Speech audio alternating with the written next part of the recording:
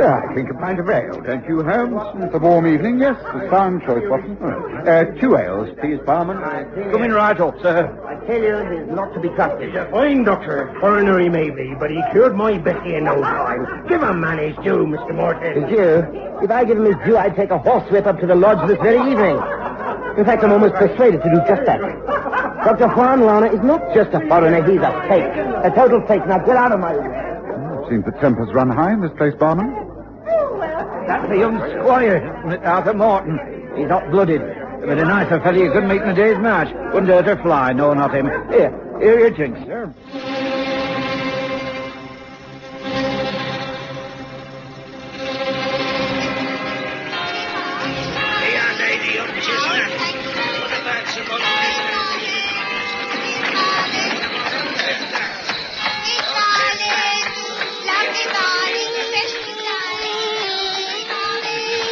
We present the stories of Sherlock Holmes.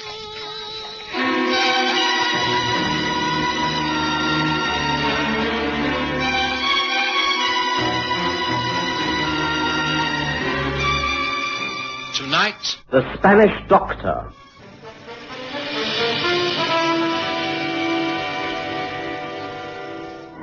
Sherlock Holmes and I had been in Yorkshire, where Holmes had successfully dealt with the case of the Whitby widow. We'd been a little delayed in our plans to return to London, and feeling tired and a little weary, we'd agreed to stay overnight at the Mitre Inn in Bishop's Cross before catching the train from York. Bishop's Cross seemed a pleasant enough village, and the inn was old-fashioned but comfortable.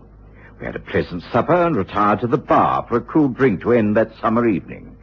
Holmes had always maintained that if you wished to know what went on in country places, the way to find out was to listen to the talk in the local bar. We did, and found it quite interesting. But as we were to leave the following morning, we took scant notice. We retired to our rooms quite early, and I slept almost at once. It was quiet and blissfully peaceful until... Watson. Watson, wake up. Wake up. Holmes? What's the matter? Wake up, Watson. I've just been called by the local police. It seems there's trouble at one of the local estates.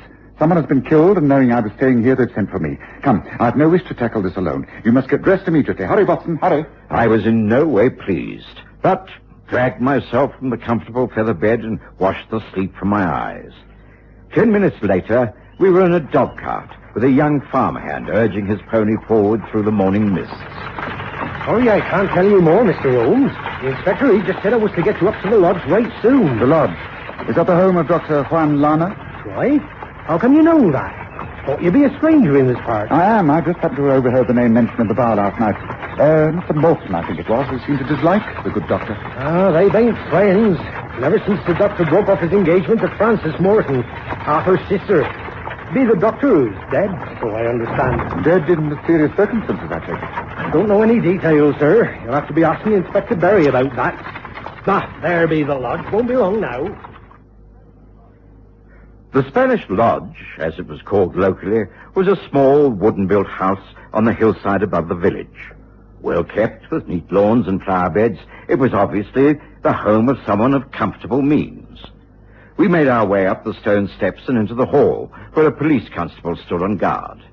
An inner door opened, and a plainclothesman bustled towards us. Holmes. Sherlock Holmes? Remember me? Inspector Berry. Late at K Division, East Ham. Seconded to York over a year ago. Of course I remember you, Berry. Good to see you again. Oh, I hear you were staying overnight at the Mitre, and I hope you don't mind this early call, but it seemed an opportunity not to be missed. Dr. Lana, who owns this house and practice, has been killed. I think it must be murder. When did this happen, and what caused his death? Well, come and see for yourself. Oh, good morning, Dr. Watson. Sorry to have appeared to ignore you. I value your visit. You may be of great help. Good morning, Inspector. Yes, if I can be of any assistance, then of course. Well, this way, then. The room we were shown into was large. It contained a sofa and easy chairs, a large desk, and bookcases round 3 walls.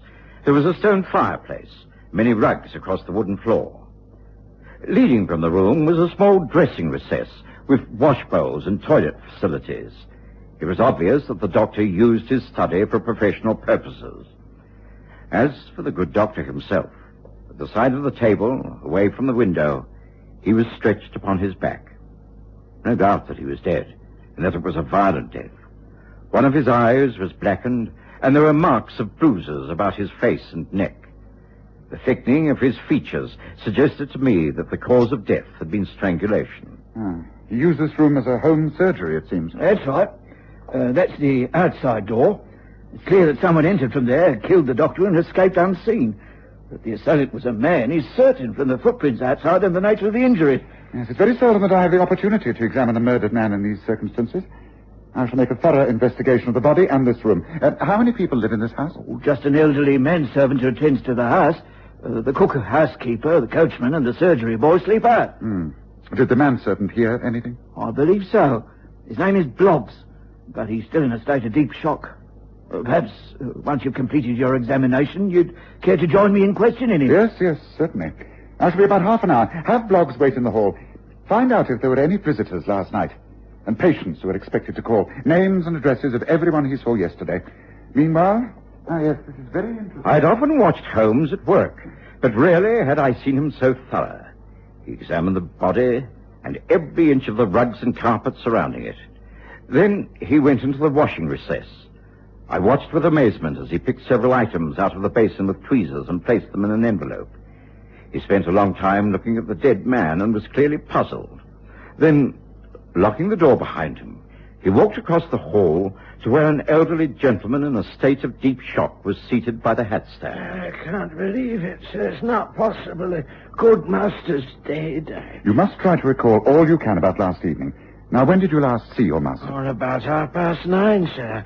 I went in there, and he was writing at his desk, and I bade him good night and went about my duties, and it was about 11 o'clock when I went to go upstairs, and a short while later, I thought I heard a cry or a call of some sort, and I went back down here, and I tapped on the door.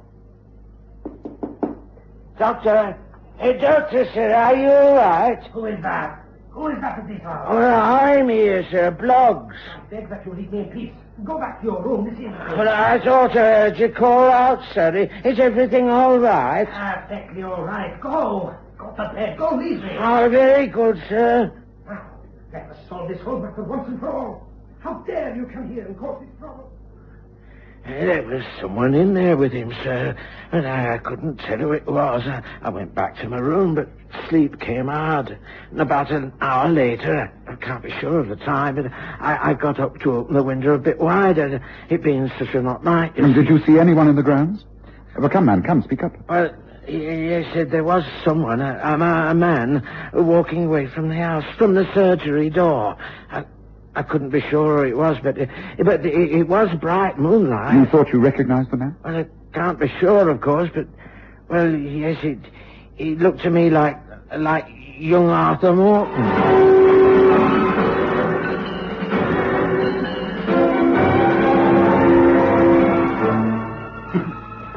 It took Holmes another hour before he felt satisfied enough to let Inspector Berry remove the body of Dr. Lana. Then, after studying the list of patients who had called the day before, he asked to be taken to Vine Cottage, the home of Arthur Morton. Frances Morton, his sister, received us. I am sorry, Mr. Holmes, Dr. Watson. My brother isn't in at the moment. Can I help you in any way? Obviously, you've called regarding the dreadful death of Dr. Lana. We're all very, very upset. Yes, I'm sure you are. Please do tell me everything you know about this man. Am I right in thinking that you knew him extremely well? Was there perhaps some emotional tie at one point? Oh, you're very astute. It's no use pretending. You'll find it all out quite soon. So, yes, I will tell you all I know about Juan Lana. Please do. Leave nothing out, however unimportant it may seem. Well, Juan came here to Bishop's Cross some 10 years ago. He was of Spanish blood. Some even say royal blood. He'd lived for years in South America, and quite naturally the villagers resented such a grand foreigner. But he was a doctor of medicine, and a very brilliant one. He established a practice. It took years for him to win the confidence of the people, but he did. He was eventually well respected and even well loved. When did you yourself become acquainted with him?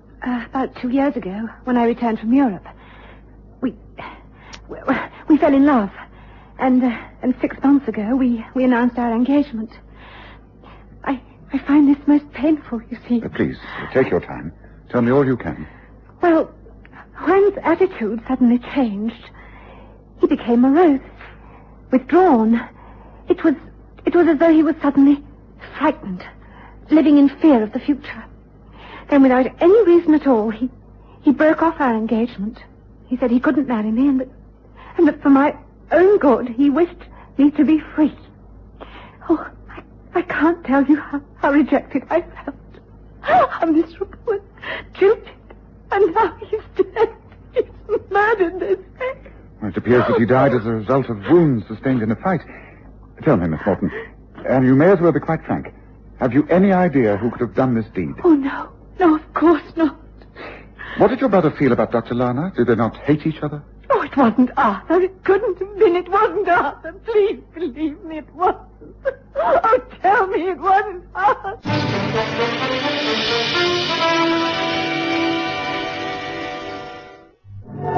Frances Morton had tried valiantly to control her grief, but when questioned about her brother, she broke down completely. There was little we could do but hand her over to the careful attention of her maid and leave the house. Arthur Morton had not returned, and we soon found out why. He was held for questioning by Inspector Berry at the local police station. When we entered, he was sitting sullenly at the desk preparing a statement. First thing we noticed was that his face was puffed and bruised, his left hand clumsily bandaged. Oh, come in, Holmes, Watson. Mr. Morton is about to help our inquiries by telling us of his relationship with a dead man and of his movements last night. Neither of which has any bearing on the murder. I admit that I disliked Lana. After what he did to my sister Frances, I considered him a complete outsider, an untrustworthy foreigner. The fact that he is dead doesn't alter my opinions. You quarreled with the deceased on many occasions. Only a couple. After jilting Frances, he went out of his way to avoid me. He steered clear of Vine Cottage. He knew what a reception he would get from me if he came near our home. But in spite of this, I never laid a finger on him. I certainly didn't kill him. Those injuries that you show, the bandaged hand, those bruises, how did you come by those? Gypsies. There have been a band of roaming gypsies with their caravans parked on my land, at the back towards the lodge. They caused trouble with fires. I went out after them last night and, well, there was a bit of a rough house. I consider I didn't come off at all badly. I see. Well, perhaps as you're talking about last night, you'd be good enough to give me your exact movements. Well, it was quite late. About 11 o'clock, I think. I was locking up when I saw the fires between the trees. I went over to remonstrate. Well, you know how dry everything is in this hot weather. And a couple of these Romany types took exception to my orders, and I had to knock one of them down. Did you go near the lodge at that time?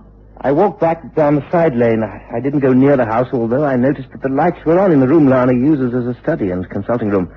You didn't go near the house? What if I tell you that you were seen in the grounds? Whoever says he saw me must have been mistaken. Bloggs, the manservant, says he saw you from his bedroom window. You were walking away from the surgery door. The time was after 11 o'clock. Bloggs, that old man. With failing sight, how could he have identified anyone in the middle of the night? And from the top window under the eaves. You know his window. Or could you perhaps have seen his light on also? Of course I know the layout of the house. Mr. Morton, might I ask to see the boots you wore when you went up to the gypsy encampment last night? Oh, I don't remember which ones I wore.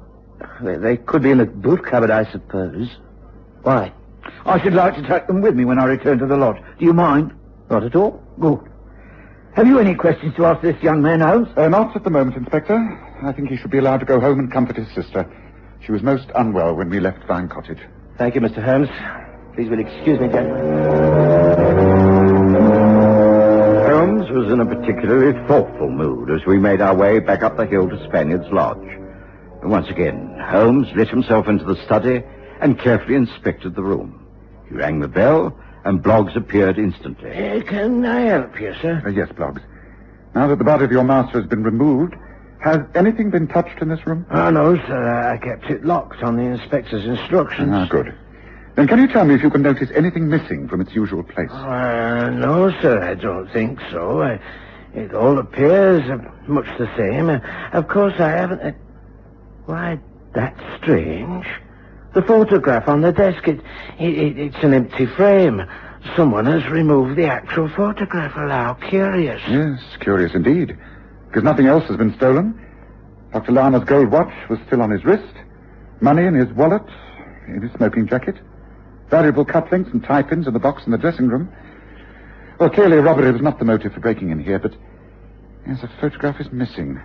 What was the photograph, Bluff? Oh, it was one of Miss Frances Morton, sir. The young lady from Vine Cottage to whom Dr. Lana was at one time engaged. Ah, yes, I see. Yes, that makes sense. Yes, well, thank you, Bloggs. That will be all. Oh, thank you, sir. Look here, Holmes. What's this all about? Blessed if I can see that any of this makes sense. Now, you surely don't think you know what happened last night? No, not yet, but I shall do very shortly. Well, I think it's important that we stay on at the Mitre Inn for a few days. Is that all right with you, Watson? What could I say?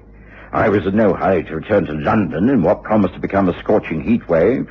A few extra days at Bishop's Cross would be pleasant enough without the interest of the Spanish doctor case. As for Holmes, well, he seemed very intrigued. But he offered Inspector Berry no advice at all. Perhaps because Berry seemed to have already made up his mind. I've tested Morton's shoes on the ground outside the surgery door. They fit exactly into the impressions left on the flower beds. I've also been up to the gypsy encampment. There are no caravans there. Of course, they could have taken fright and left, but there's little evidence of wagon tracks. There's no sign of recent fires. Also, there's a woman in the village who says she went up to the lodge to ask Dr. Lana to visit her sick daughter. The doctor didn't come to the surgery door when she rang. When she returned home, she also saw Arthur Morton coming away from the gates. I think there's no doubt about it, Holmes. I'm issuing a warrant for his arrest. And to me, it's an open and shut case. No publicity yet, of course, but I'll soon gather all the evidence I need.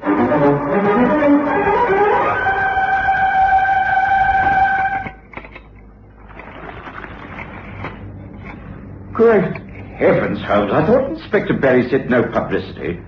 Just look at this. Great banner headlines about the murder and an early arrest of the local squire. Well, I believe that the news has spread quite far afield. I shouldn't be surprised if most of the national papers had similar reports. Well, how on earth did they get these reports? Holmes, this isn't your doing, is it? Me? Oh, why on earth should you think that, Watson? Because you've been so strangely secretive. You've allowed the inspector to have his head in this case. You haven't told him what your own views are, or given him a single clue. And yet you insist on staying here. Now, come on. What's it all about, Holmes? Tell me. Well, it's a little early yet, Watson, but regarding the giving out of clues, what would you think if you found a wash bowl filled with soap and black hairs and a body with calloused hands? I don't understand. No, I didn't for quite some time, but be patient, Watson. We must let the good inspector tread the wrong path in order to find the right one. A path that may bring Dr. Juan Lana back to life again.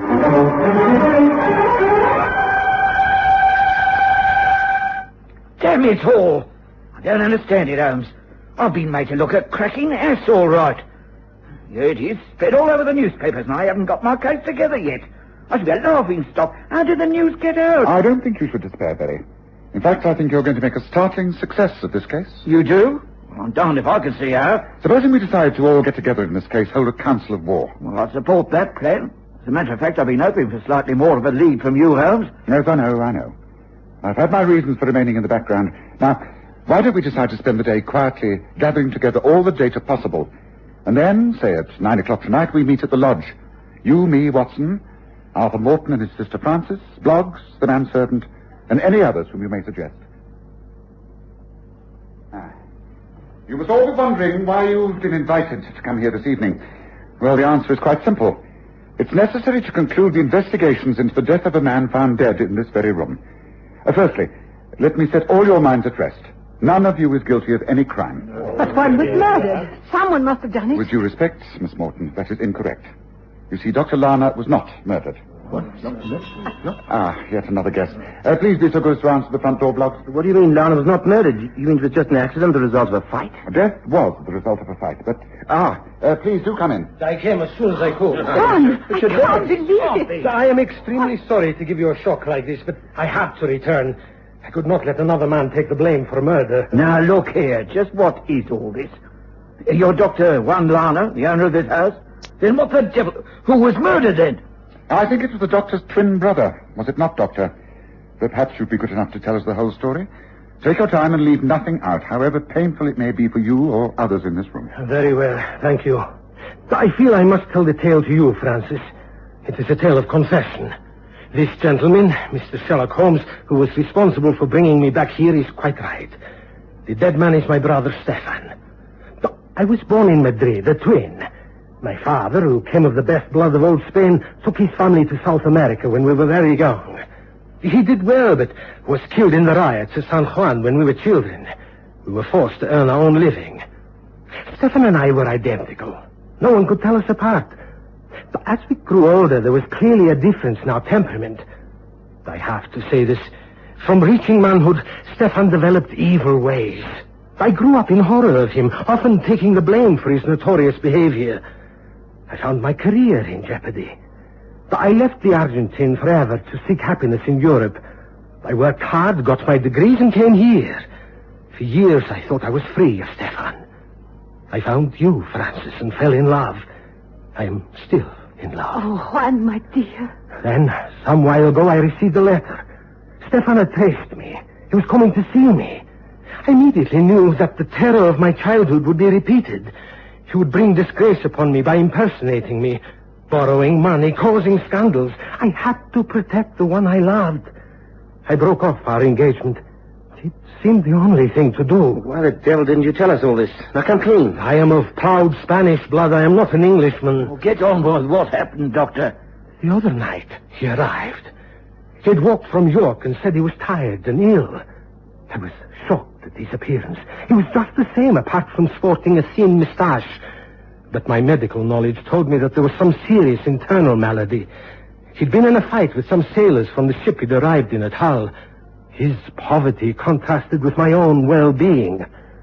This angered him. He began to abuse me, demanding drink and money. He threatened and insulted me, using the most foul language. I am a hot-tempered man, but I remained master of myself, and I never raised a hand against him.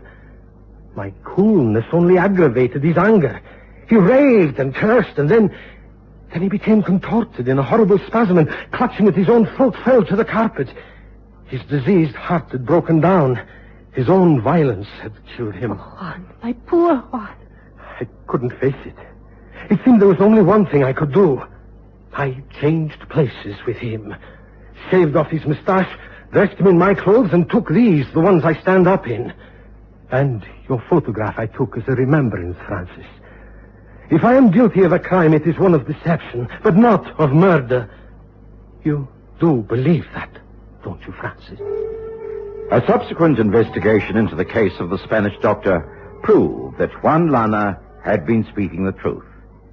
It was proved that his twin brother had traveled over in a cargo boat from South America, and that the ship's doctor testified that Stefan had a weak heart and could well have died in the circumstances described. Two things were obvious, Watson. One, the fact that the dead man had been recently shaved. I found ample evidence of that in the wash basin. And the other was the state of the man's hands. A doctor does not do a rough seaman's job. I deduced that the dead man was not Dr. Lana. So it had to be someone who looked exactly like him. A twin brother was obvious. The rest was easy. A great deal of press publicity, a few telegrams to the nearest port of Hull, and that was that. Well, Inspector Berry can now tell the story and take the credit. I think we can proceed on our homeward journey now. Don't you, Watson?